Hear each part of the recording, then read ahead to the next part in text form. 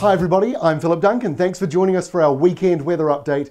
And we've got this big low over the country right now. Here's the animated wind map. Look at the size of this. It goes right up into the subtropics, passes New Zealand and comes right down into the east coast of the South Island. So that's the reason why the rain is heavy. A little bit like last week.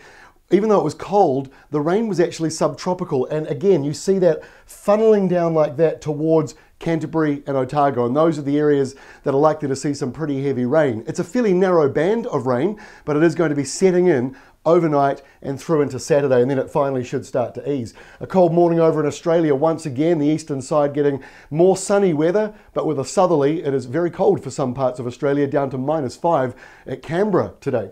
So this is the map for 6 p.m. Friday, and again we've added the triangles because there is just so much rain around, it's kind of hard to work things out. Auckland, Wellington, Christchurch, Dunedin, and we'll start in Dunedin. That's where the heavy rain and strong winds are. We're not too worried about the winds. The worst will be over around Fiordland, so bear that in mind if you're heading out over there over the weekend. It's possibly not the best weekend to be going there.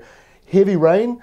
It won't be necessarily forming as snow in many areas because it's a little bit too mild, but we do expect some snow on the alpine passes for a time. Whether it closes the roads or not, that's not our call, but it might be that heavy for a time overnight.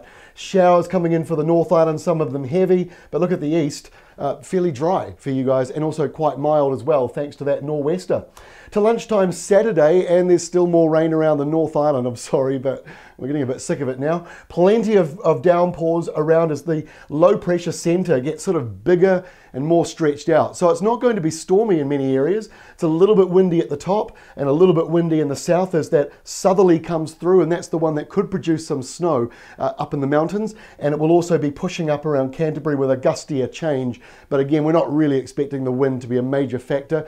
But keep an eye on the forecast, because as it moves towards Cook Strait and a big low like that, you just never quite know what might locally strengthen and develop.